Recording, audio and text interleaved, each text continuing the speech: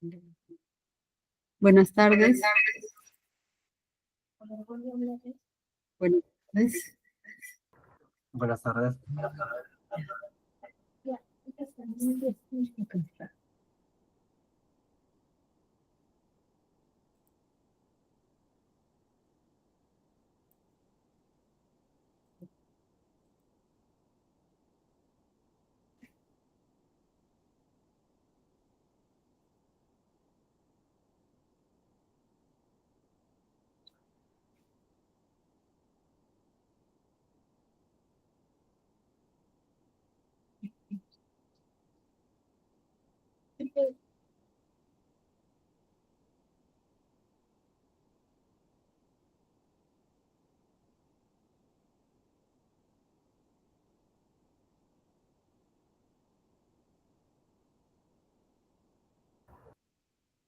Hola, buenas tardes.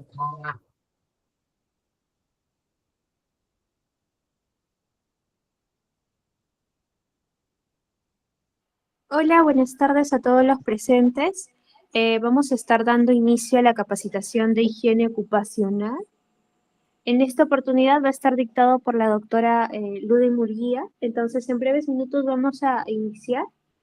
Recordar y mencionarles que ante cualquier consulta o duda que se tengan, por favor levantar la mano. Yo voy a estar dando el soporte para cualquier inquietud que tengan durante la reunión. Así que por favor se les pediría que cualquier consulta levanten la mano o lo escriben por medio del mensaje y estar atentas porque una vez finalizada la capacitación se estará dando el examen.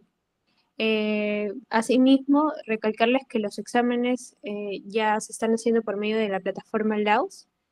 Entonces vamos a estar dando unas pequeñas indicaciones una vez se termine. Bueno, entonces damos paso a la doctora.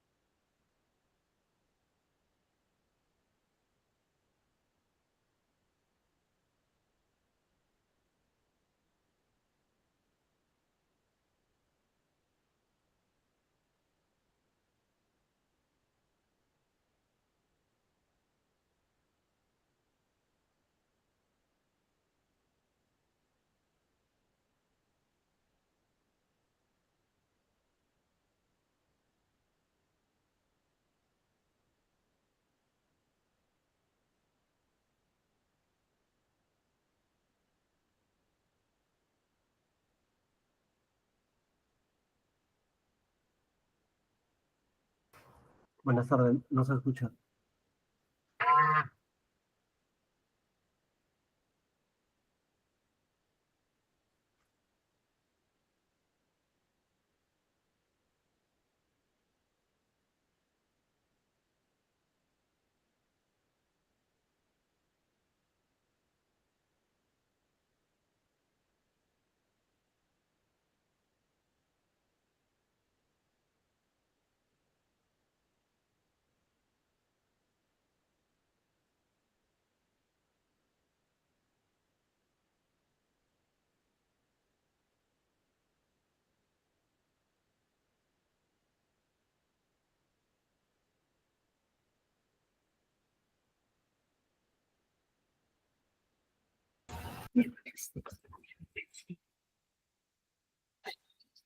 Ya.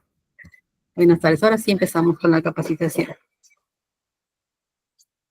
Entonces, ¿qué es la higiene ocupacional? La higiene ocupacional es la ciencia y arte dedicados al reconocimiento, evaluación y control de aquellos factores de riesgos ambientales o tensiones emanadas o provocadas por el lugar de trabajo y que pueden ocasionar alguna enfermedad, destruir la salud y el bienestar o crear algún malestar significativo entre los trabajadores o los ciudadanos de la comunidad.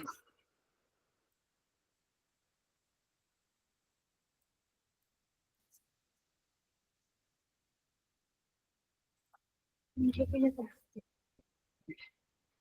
usted se va a ayudar a ver eso.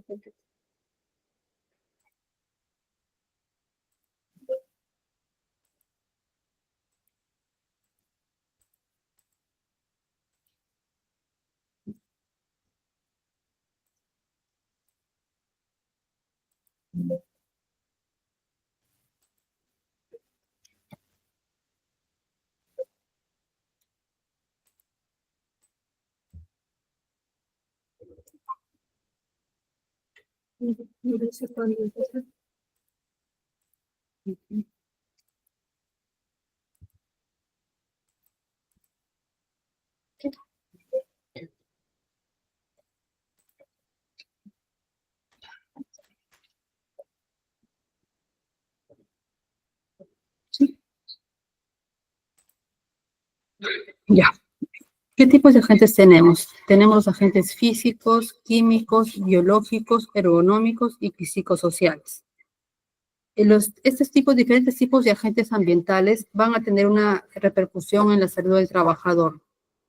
Tenemos, por ejemplo, podría causar dolor de cabeza, puede haber contaminación a nivel del agua, del suelo, contaminación atmosférica, y eso va a depender mucho tanto del factor como de la concentración y el estado en el que se encuentra.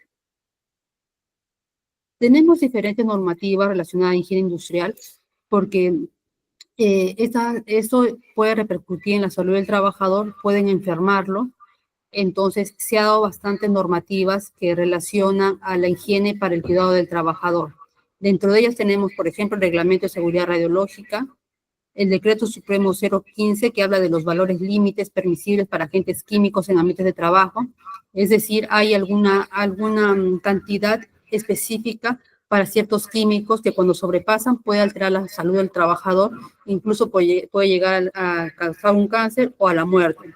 Entonces, esto cada vez está más normado y este decreto habla de los valores límites. Cuando excedemos estos valores, el trabajador puede enfermar.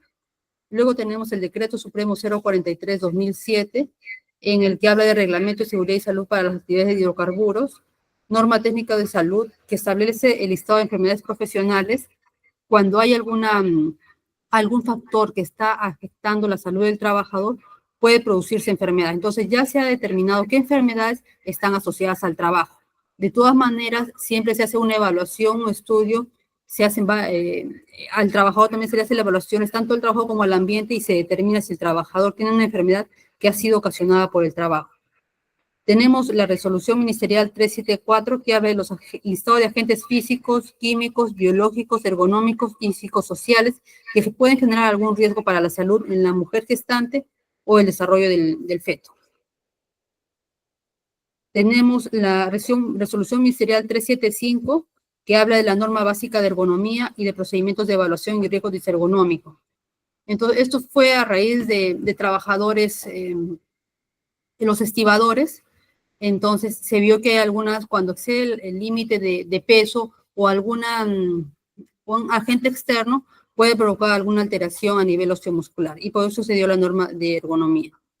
Luego, el Decreto Supremo 055, que habla en general todo lo que es minería, en Reglamento de Seguridad y Salud en el Trabajo, y así tenemos diferentes normativas.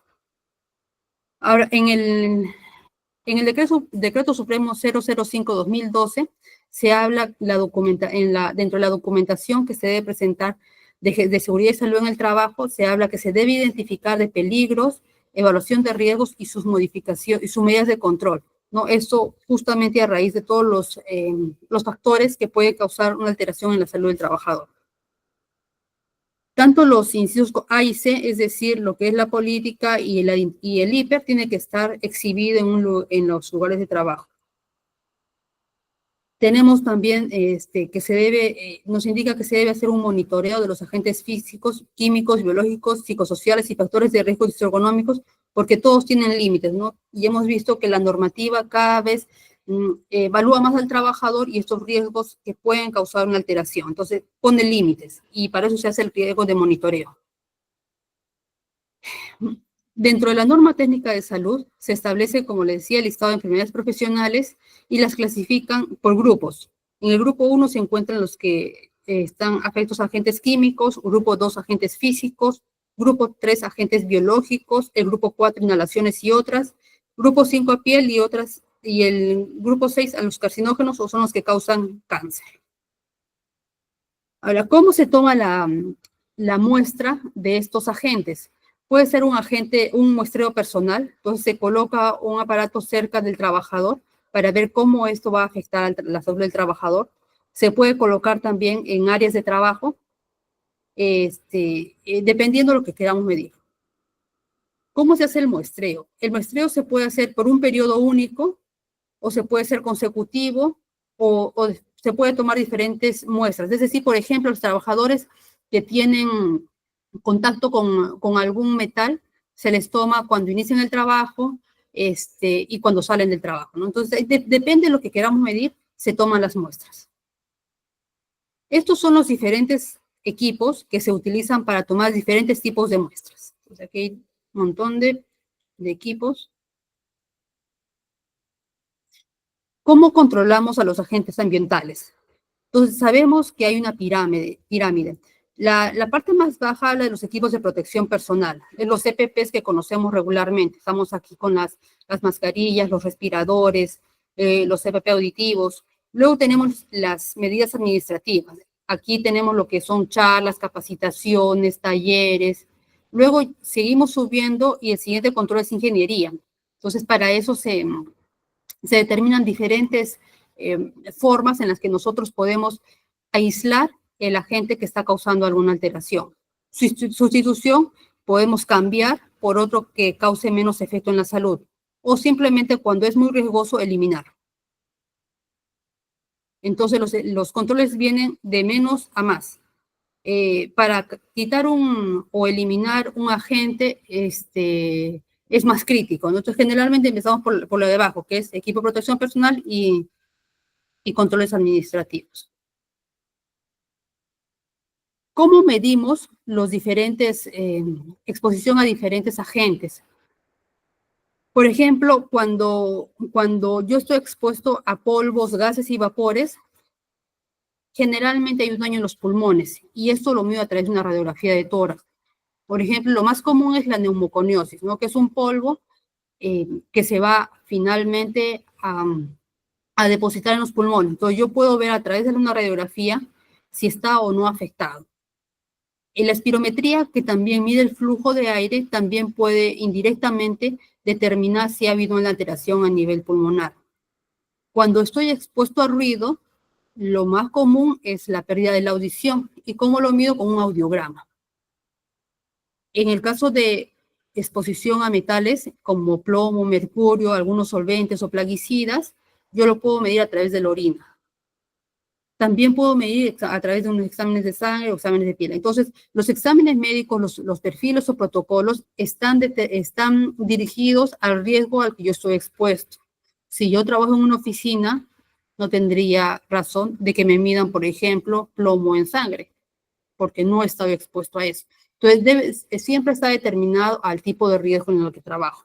Si en mi trabajo hay ruido, definitivamente sí es importante medir si mi audición se va a alterar con el tiempo, en el trabajo.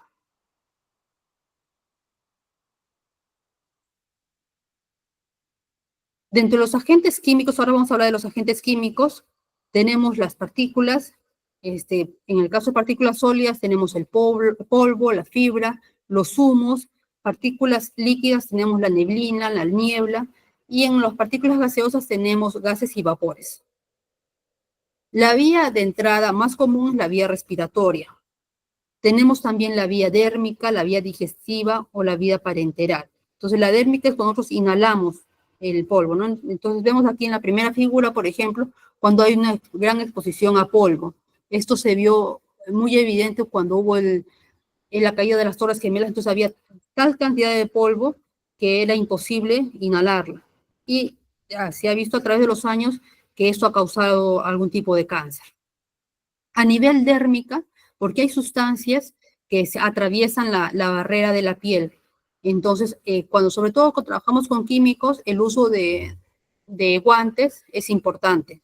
A nivel digestivo, cuando lo consumimos, y a nivel parenteral, cuando tenemos alguna vía de entrada, por ejemplo, algún pinchazo. ¿Cuál es la clasificación de los agentes químicos por sus efectos? Pueden ser corrosivos, como los ácidos, los álcalis, sobre todo cuando es inhalado, neumoconiosis, Como decíamos, cuando haya el agente se va a depositar en los pulmones, cuando hay contacto con carbón, por ejemplo, anestésicos, cuando hay contacto con disolventes, carcinógenos, como el contacto con cromo, benceno y asbesto, ¿no? Eso ya se ha determinado que estas sustancias causan cáncer. Entonces tiene que estar muy bien determinada la cantidad y el tiempo en la exposición. Irritantes como el amoníaco, el ozono, el cromo, asfixiantes como el dióxido, el monóxido, el butano, sensibilizantes como resinas, epoxi, polvo de madera, causan una alteración a nivel sistémico, el plomo, el mercurio, el manganeso.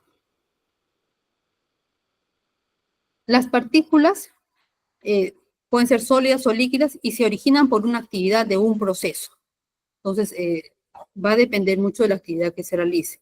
Ahora, vamos a clasificarlas de acuerdo al tamaño. Entonces, de acuerdo al tamaño, por ejemplo, vemos de que las partículas mayor a 100 micras, por ejemplo, más o menos un cabello mide 80 micras. Entonces, las partículas que se encuentran debajo del tamaño de un cabello son las que, mientras más pequeñas las partículas, mayor probabilidad que se vayan a depositar en los pulmones. Entonces, en el cuadro de abajo vemos el tamaño de las partículas. Entonces, mientras más pequeñas van a entrar más profundamente y van a llegar al alveolo. Entonces, tenemos el aparato respiratorio, empieza por la boca, tenemos luego la tráquea y va a llegar a los pulmones. Y de los pulmones están el bronquio, el bronquiolo y finalmente el alveolo, que es la unidad más pequeña, más mínima del pulmón, donde se hace el intercambio gaseoso. Entonces, hasta ahí van a llegar las partículas que son muchísimo más pequeñas. Estos, por ejemplo, son unos ejemplos de partículas, ¿no? El humo de los carros, cuando hay mucho polvo en el ambiente, son partículas. Mientras más pequeñas, mayor efecto a la salud van a tener. Fibras, llamamos fibras a las partículas mayores de 5 micras, de longitud con un diámetro de sección transversal menor a 3 micras y una relación longitud-anchura mayor a 3. Entonces, trabajadores que tienen contacto con fibras, como decíamos, si tienen 5 micras, van a depositarse mayormente, a ver, vamos a ver, van a llegar hasta los alvéolos. Cuando las partículas son grandes, cuando una sustancia ingresa al organismo va a entrar generalmente a través de la nariz y ahí tenemos vellos. Entonces se van a detener ahí, pero mientras más pequeñas van a seguir viajando hasta llegar a los pulmones. Entonces las más grandes se van a detener en la nariz. Entonces a veces cuando estamos en lugares con mucho polvo, estornudamos y tenemos ahí acúmulo de esta sustancia. Pero los más pequeños no los vamos a poder, nuestros vellos no van a poder detenerlos. Tenemos los humos, que es la mezcla visible de gases producida por la combustión de una sustancia, generalmente compuesta de carbono y que arrastra partículas en suspensión. Lo más frecuente es la soldadura. Entonces aquí se produce de soldadura. Los humos de fundiciones.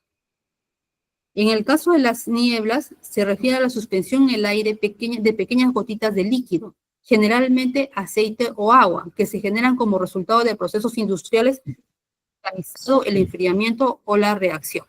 Entonces, las personas que pintan se forman nieblas y eso también se va a ir depositando en la vía respiratoria. Las neblinas es una suspensión de pequeñas partículas líquidas en el aire generadas por procesos industriales como el mecanizado, donde se utilizan fluidos de corte o refrigerantes. Son pequeñas gotas de líquido normalmente producidas por operaciones de pintura con pistola o condensaciones que quedan suspendidas en el aire.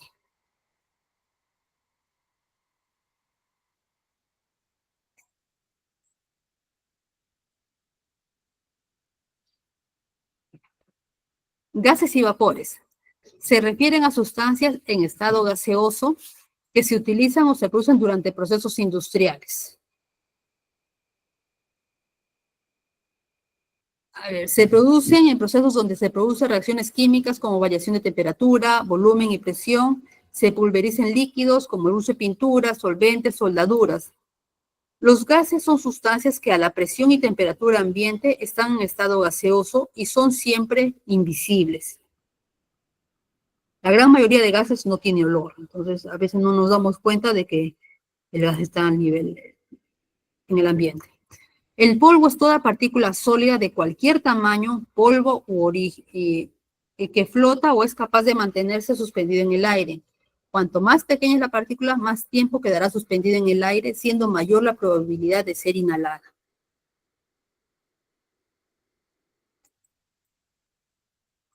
Como habíamos conversado anteriormente, el polvo inhalable, que ingresa a la vía respiratoria, menos de 100 micras, el polvo torácico y el polvo respirable es el que llega hasta los alvéolos. Generalmente es un polvo que tiene un tamaño que tiene menos de 3 milímetros. Este es el más peligroso.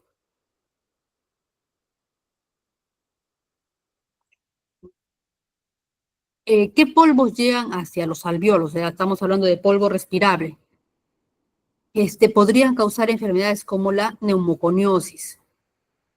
Entonces, la parte de arriba es un pulmón normal y la parte de abajo es un pulmón con neumoconiosis. Entonces, vemos la gran diferencia. Son personas que finalmente ya no vienen en pulmón. O sea, es la parte de abajo, la imagen de la radiografía es una radiografía de una persona. Entonces, no es que haya salido mal la foto, sino que así llega a terminar el pulmón. Ustedes han visto de repente alguna placa pulmonar, esto es negrito, pero en las personas que tienen neumoconiosis llega a la fibrosis y se ve así la placa. La neumoconiosis no tiene tratamiento. Una vez de que el polvo se deposita a nivel pulmonar, ya no sale por ningún motivo. Entonces, no tiene tratamiento y el daño es irreversible. Incluso después de suspender la exposición a la fibrosis, puede continuar. O sea, sí, la fibrosis es un proceso de cicatrización. Una vez de que se empieza, continúa, ¿no? Así yo haya quitado la fuente. Por lo tanto, la prevención es la mejor manera de evitar el daño al polvo. Hablamos de límites de exposición ocupacional. Estos son valores que se dan cuando nosotros queremos medir una persona que generalmente trabaja 8 horas, entonces tienen un límite. Y estos son, en la normativa que se da, están los límites. Hay un límite para tiempos cortos o un límite de techo, es decir, yo no me puedo exponer simplemente porque me podría causar algún daño. Ahora, ¿qué vamos a hacer con los resultados? No, justamente lo que hablamos. Hay diferente reglamentación sobre los valores límites. Entonces, yo no tendría que sobrepasar esos valores porque si no voy a causarle alguna alteración al trabajador. ¿Cómo hago para evitar que haya algún riesgo al trabajo? Puede aislarse, esa fuente se tiene que aislar. Entonces, y estamos hablando acá de controles de ingeniería, ¿no? El aislamiento. Puede ser que mientras yo vaya trabajando hay una extracción. Por ejemplo, en el caso de soldaduras, hay un extractor que va sacando el humo que se vaya generando. Acá vemos señales, alertas y controles administrativos, ¿no? Sistema de alarmas de detección temprana.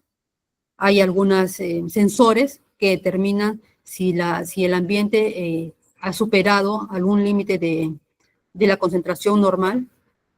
Siempre mantener el orden, la limpieza, sobre todo de los CPPs, mantener la limpieza, capacitaciones periódicas.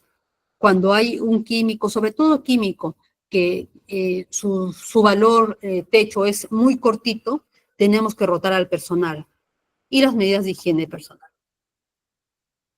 Tenemos diferentes equipos de protección. Acá vemos algunos respiradores. Además de los respiradores, tenemos los guantes, tenemos las caretas, cascos y todo lo que es para evitar hacer un aislamiento. Ahora vamos a hablar de los agentes físicos. Dentro de los agentes físicos tenemos las temperaturas extremas, vibraciones, ruido, radiaciones, iluminación.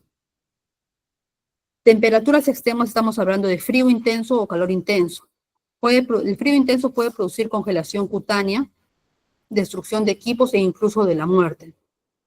sobre todo las personas que trabajan acá en frigoríficos, el calor intenso puede ocasionar desequilibrios del sistema circulatorio, ocasionar calambres, agotamiento, ataque. Entonces, los trabajadores que tienen esta exposición hay que estar constantemente haciéndoles mediciones.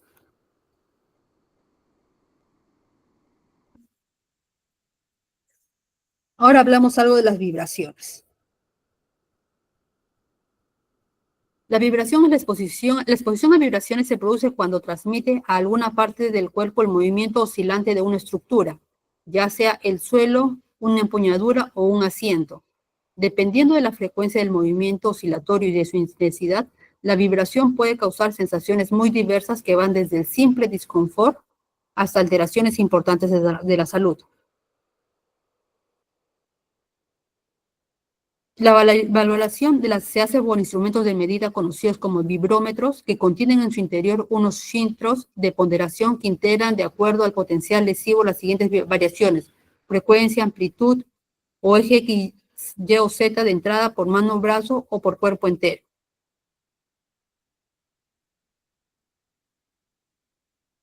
Las dividimos en vibraciones mano-brazo, vibraciones globales de todo el cuerpo. Mano-brazo, por ejemplo, cuando tenemos los perforistas, ¿no? Vibración mano-brazo. Vibraciones globales en vehículos.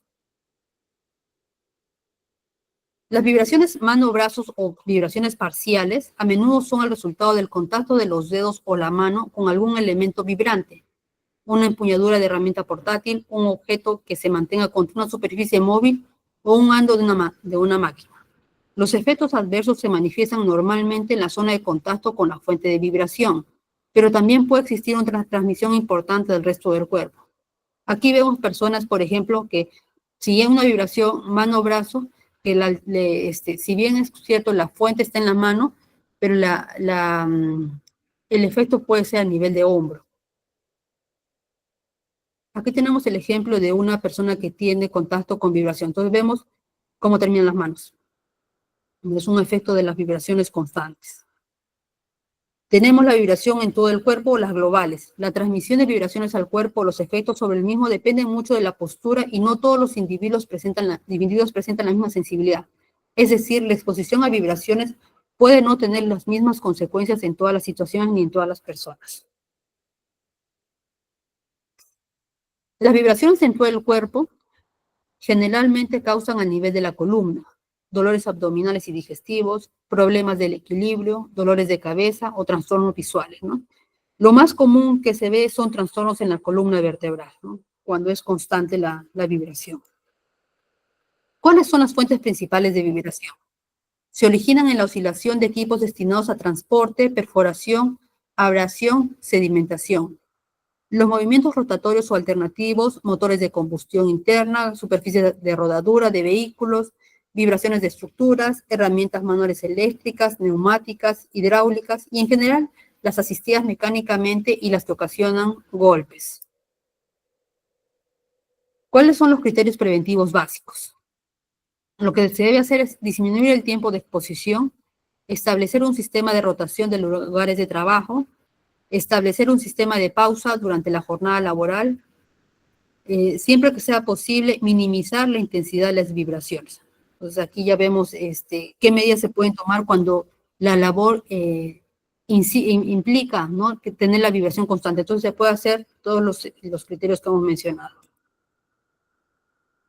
Reducir las vibraciones entre las piezas de las máquinas y los elementos que vayan a ser transformados. Se reducirán las vibraciones a causa del funcionamiento de las máquinas o materiales y de los motores alternadores. Se mejorarán en lo posible las irregularidades del terreno por el cual circulan los medios de transporte. Se utilizarán equipos de protección individual, guantes, antivibración, zapatos, botas, cuando sea necesario. El ruido puede definirse como cualquier sonido desagradable. Sin embargo, el nivel en que un ruido puede ser molesto no solo depende de la calidad del sonido, sino también de nuestra actitud ante él. El ruido afecta nuestra vida y no hay nadie que no se haya expuesto a sus efectos.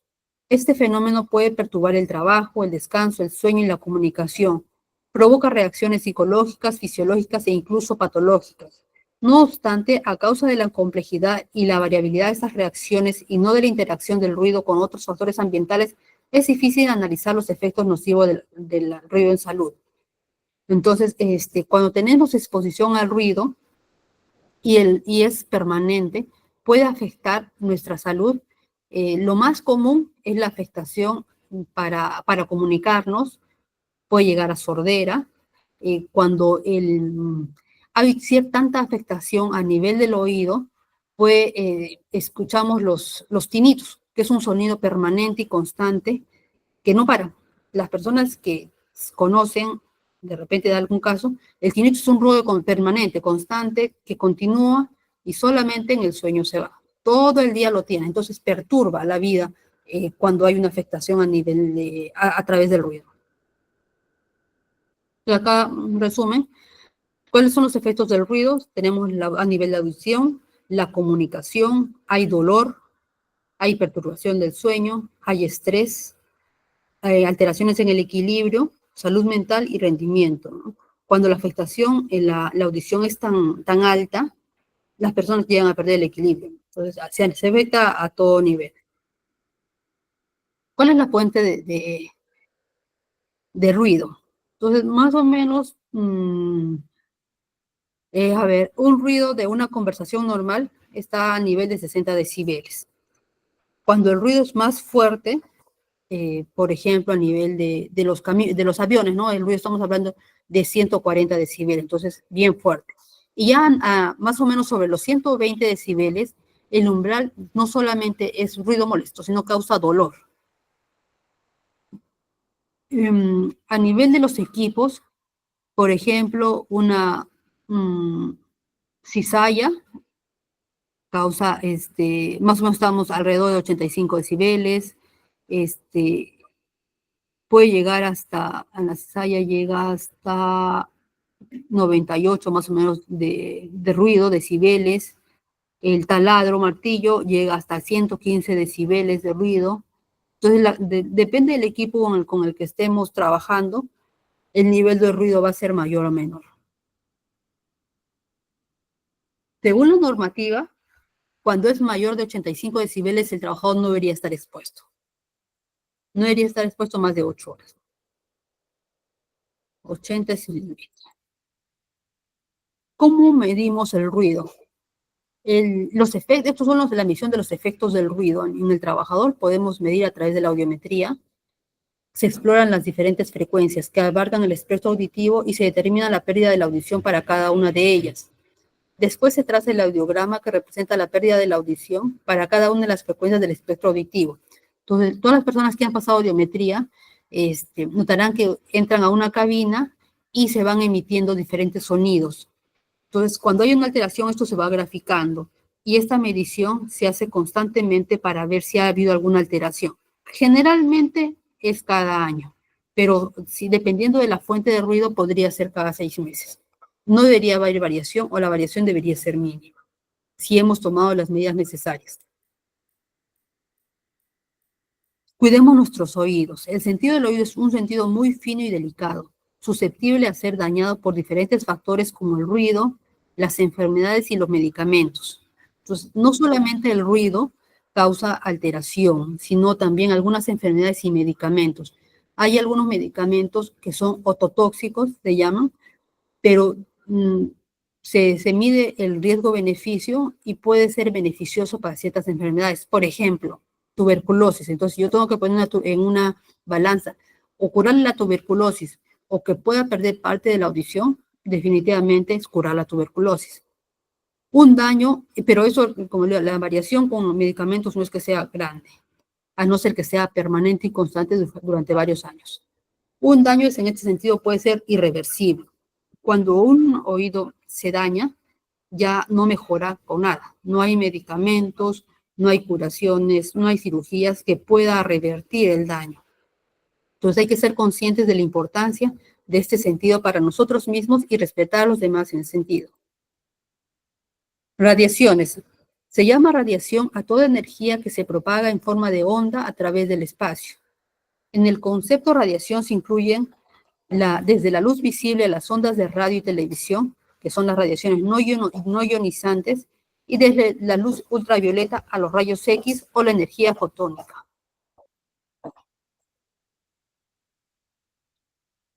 ¿Cuál es la clasificación?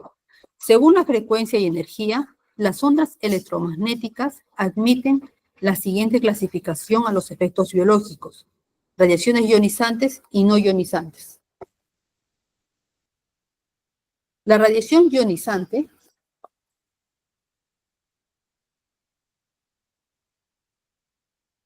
se trata de ondas electromagnéticas de muy alta frecuencia, sobre los 2.400 millones de milihertz, que tienen la suficiente energía como para producir ionización.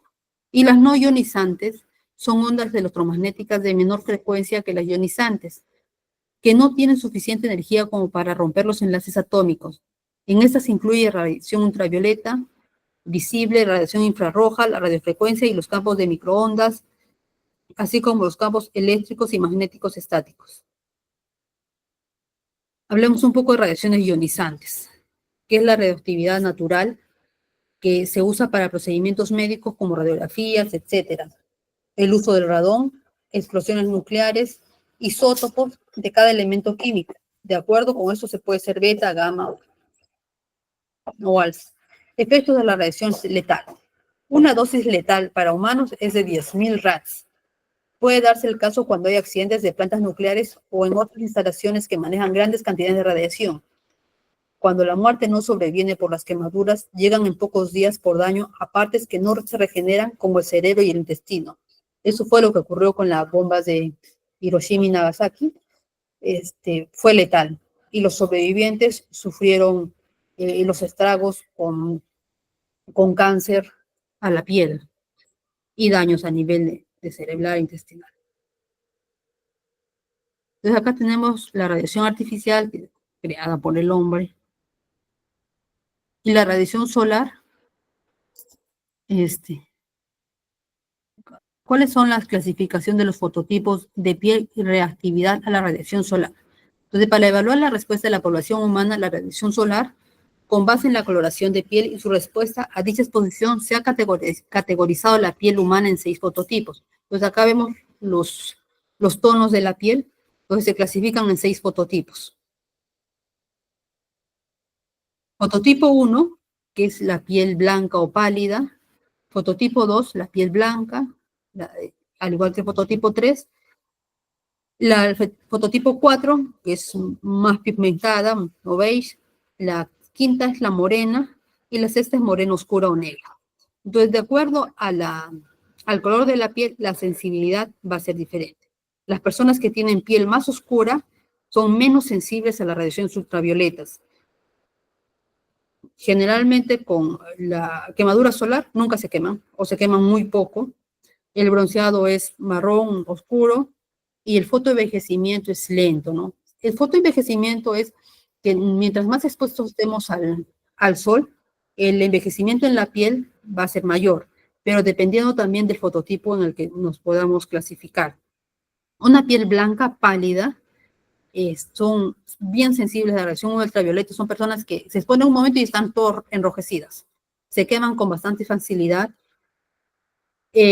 no se broncea, pero el envejecimiento inicia a más temprana edad y el riesgo de cáncer es bastante alto. Mientras más morenos, el riesgo al cáncer también es menor. Se iba en diferentes rangos. Entonces, siempre el uso de protector radial o bloqueador. Entonces, la gran exposición en zonas con alto índice ultravioleta, más un fototipo de piel más susceptible, los fototipos más claros, como habíamos hablado, el daño solar aumenta, ¿no? Ahora, el daño es acumulativo a lo largo de la vida. Si ustedes se han dado cuenta, mientras más pequeños, no hay ni luna, o algunos bebés ni lunares tienen. Y conforme va pasando el tiempo, ya aparecen las manchas en la piel, en el rostro, y cada vez vemos ya los lunares un poquito más oscuros, sobre todo en personas ancianas, es porque el daño es acumulativo a través de la piel, de los años. ¿Cuáles son las secuelas de la exposición a radiación ultravioleta? Tenemos el cáncer a la piel, el fotoenvejecimiento hiperpigmentación, lo que habíamos hablado de las manchas, y la fotoinmunosupresión. Por ejemplo, acá tenemos una fotografía de una quemadura, una persona de tez clara, y miren la gran quemadura que tiene, ¿no? Es bastante evidente. Anteriormente se usaba los bronceadores, ¿no? Que hacía que mantengas un color ahí más oscurito, ¿no? Pero ya esto, pues ya casi no se usan estos bronceadores, ¿no? Ahora todo es protección porque además la capa de ozono, que es gran protector de los rayos del sol, cada vez está más delgada. Entonces los rayos ultravioletas pasan directamente y el daño es mayor. Cada vez vemos más personas con cáncer a la piel. Ya. Radiación ultravioleta y cáncer de la piel. Hay evidencias de que ciertos cánceres de piel se relacionan más con la cantidad de radiación solar recibida durante la infancia que con la radiación recibida durante la vida adulta, ¿no? Es por eso que se dice que a los niños menores de 6 meses ni siquiera debería exponerse a la radiación ultravioleta.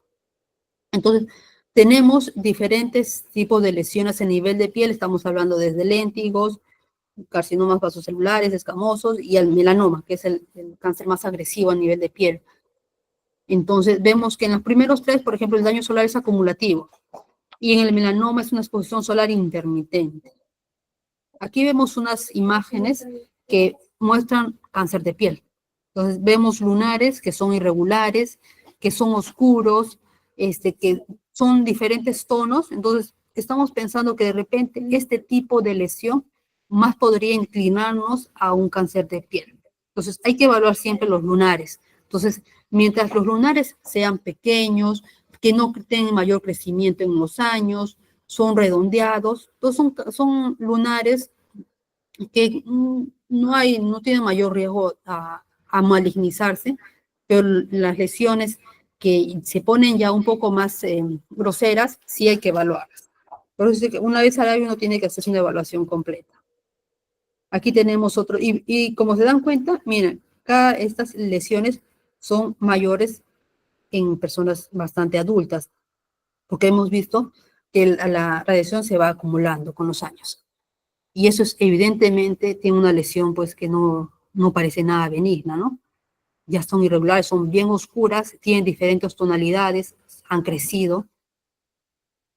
Entonces, si tenemos alguna lesión, inmediatamente al dermatólogo. Y esto no es de la noche a la mañana, son lesiones que tienen bastantes años. Aquí vemos algunas imágenes de fotoenvejecimiento, ¿no? Vemos la piel empieza a ponerse con manchas, entonces parte del fotoenvejecimiento. Hiperpigmentación. Hay personas que tienen mayor sensibilidad al sol, entonces aquí vemos la hiperpigmentación. También a nivel hormonal, las mujeres que están gestando o postparto también tienen una hiperpigmentación, ¿no? Eso sin ser maligno. Ahora hablamos algo de iluminación. La iluminación en higiene industrial es un factor crucial que impacta directamente en la salud, seguridad y desempeño de los trabajadores. Un diseño adecuado de la iluminación, considerando tanto la cantidad como la calidad de luz, es esencial para un ambiente de trabajo óptimo y prevenir riesgos laborales. En el caso de iluminación también tenemos equipos que miden la iluminación, ¿no? Incluso ahora con los mismos celulares podemos medir la iluminación. Entonces un ambiente tiene que estar bien iluminado y la iluminación directa para que no haya la fatiga visual. Agentes biológicos. Un agente biológico es cualquier microorganismo, cultivo celular o endoparásito humano, incluido aquellos genéticamente modificados, que pueden causar alguna infección, alergia o toxicidad. Estos agentes pueden ser peligrosos para la salud humana y animal y se encuentran en diversos entornos, incluyendo el ambiente laboral. Lo más común es bacterias, hongos, virus, protozoos. Entonces tenemos diferentes enfermedades causadas por agente biológico. En el caso de bacterias tenemos a la tuberculosis, que es la más común y es la más común también en el personal de salud. El carbunco, el antracis, la brucelosis, bueno, diferentes agentes.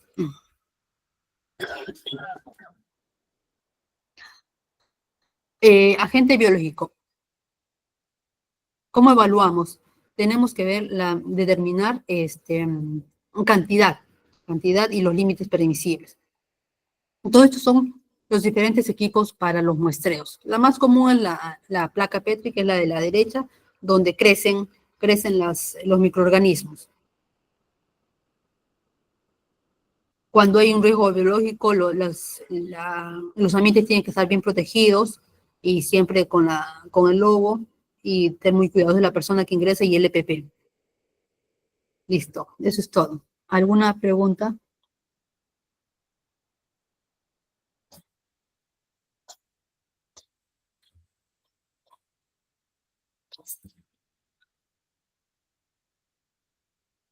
Bueno, buenas tardes. ¿Todos los que están presentes tienen alguna pregunta, alguna consulta para la doctora o estaría todo claro?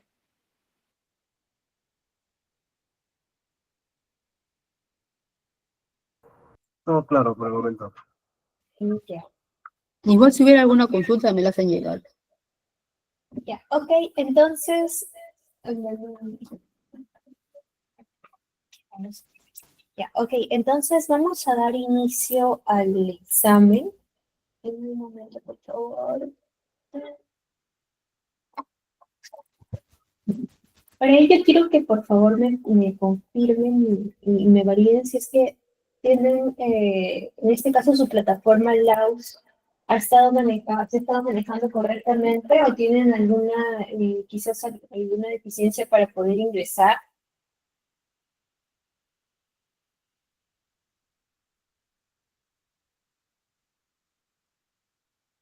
Ok, bueno, en caso de que no hubiera ninguno, en unos minutos les estará llegando un mensaje de texto. Por favor, me confirman si es que les llega.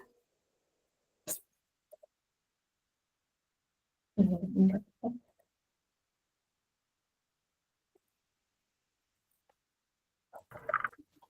tardes.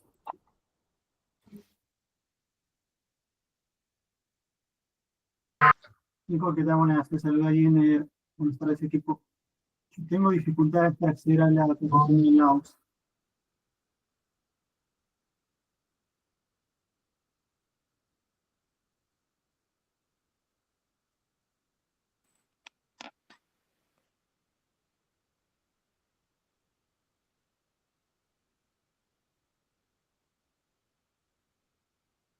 ¿Tenía alguna consulta?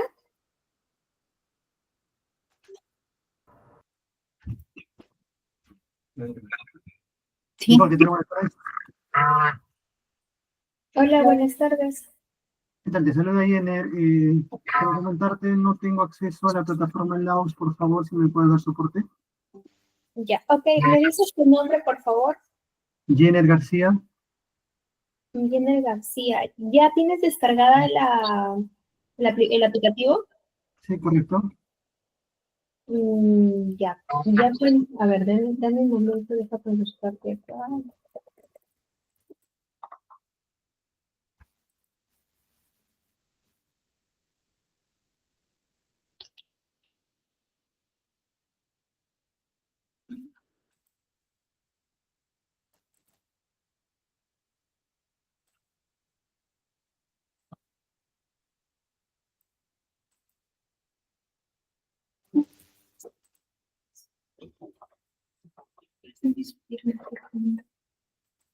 Sugiere.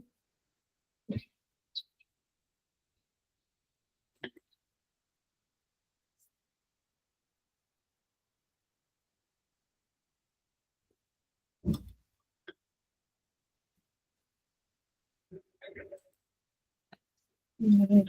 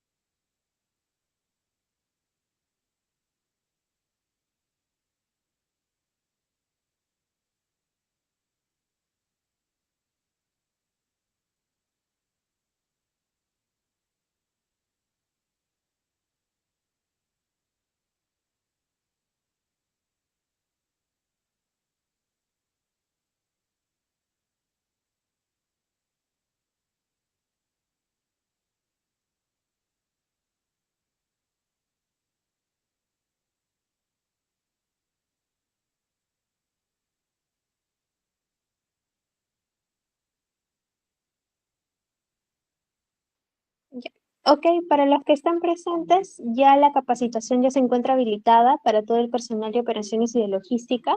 Lo van a poder ver dentro del módulo de capacitaciones. A ver, bueno, en mi caso no me va a aparecer, ya que no me lo he delegado para mí, pero les voy a estar compartiendo la manera de cómo ingresar, una breve retroalimentación.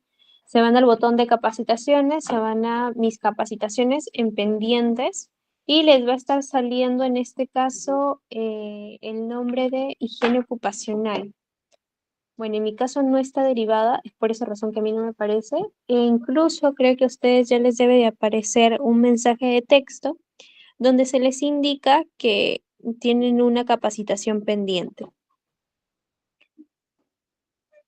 A ver, denme un momento, por aquí tengo. Ya, sí. Señor Luis, ya, tendría que ingresar al botón de capacitaciones para que pueda ingresar y ahí le va a salir el nombre de la capacitación en pendiente. Una vez que le da clic en pendiente, le va a aparecer para que pueda dar o pueda realizar la evaluación. Ya. Ante cualquier consulta o duda, por favor me avisan. Yo voy a retirarme de la sala. Voy a dar por finalizar el link de la reunión para poder generar los usuarios de las personas que faltan. Ya. Gracias, que tengan una buena tarde.